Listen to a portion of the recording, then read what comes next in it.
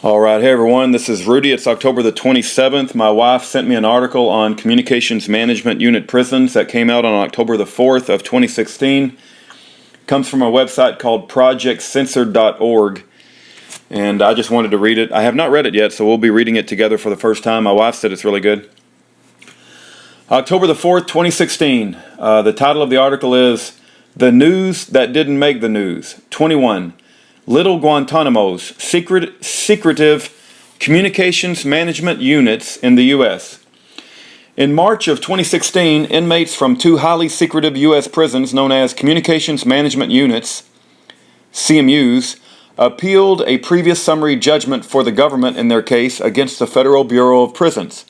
In March of 2015, the U.S. District Court for the District of Columbia had ruled against the prisoners, asserting that CMUs did not violate inmates' rights because restrictions were limited in nature compared to the ordinary prison units, and far better than solitary confinement. In their appeal, attorneys for the Center of Constitutional Rights argued that CMUs represent a fundamental disruption to prisoners' rights and freedoms.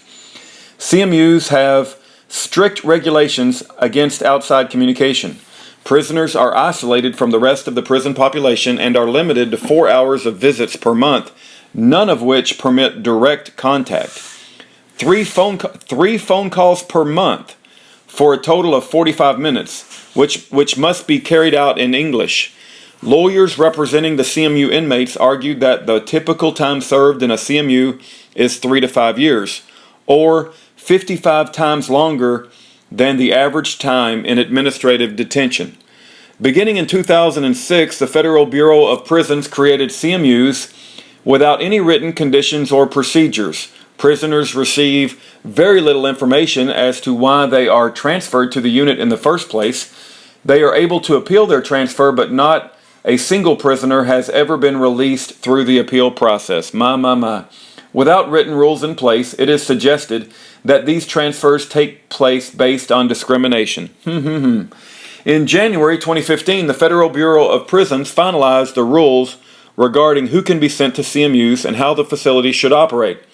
But as the Christy Thompson of Marshall Project reported, prisoner advocates claim the new rules imposed even stricter limits on contact without providing a legitimate way for inmates to appeal being placed under such restrictions. About 178 inmates are held in CMUs. Nearly 60% of them are Muslims.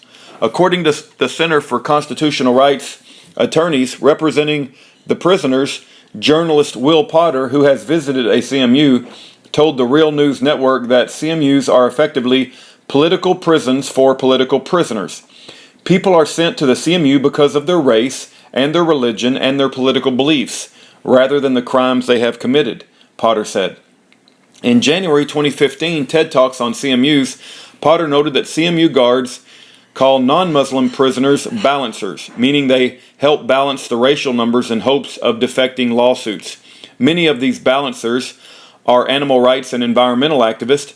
Journalists are not permitted in CMUs, but Potter was able to visit an imprisoned environmental activist, Daniel McGowan, as a friend.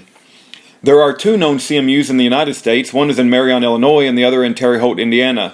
Both operate within larger federal prisons. In March of 2011, NPR ran a two-part investigative report, and The Nation published detailed articles on CMUs. In 2011 and 2013, the Huffington Post published reports by Daniel McGowan, the first of which was written while he was imprisoned in Marion, Illinois, CMU. The Huffington Post has consistently published articles by attorneys with the Center for Constitutional Rights on CCR's efforts to defend prisoner rights to due process and to bring CMU policies in line with constitutional requirements.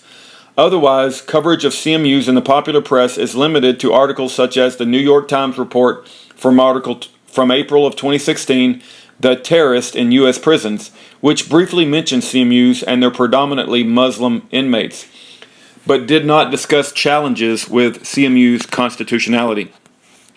There's a book called Let Freedom Ring, edited by Matt Meyer. On page 73 of that book, it talks about how CMUs, it even calls out Marion Prison specifically implements 24 points of Chinese thought reform, which is basically torture, which they refer to as enhanced interrogation techniques, which John Brennan, who is now the director of the CIA, who helped cover up for the illegal coup of known as the Obama administration, cover up for his passport. So that is one book. There's also a YouTube video from a man by the name of Hakeed Abdul Shahim, and he references time in a CMU Marion prison where he was tortured.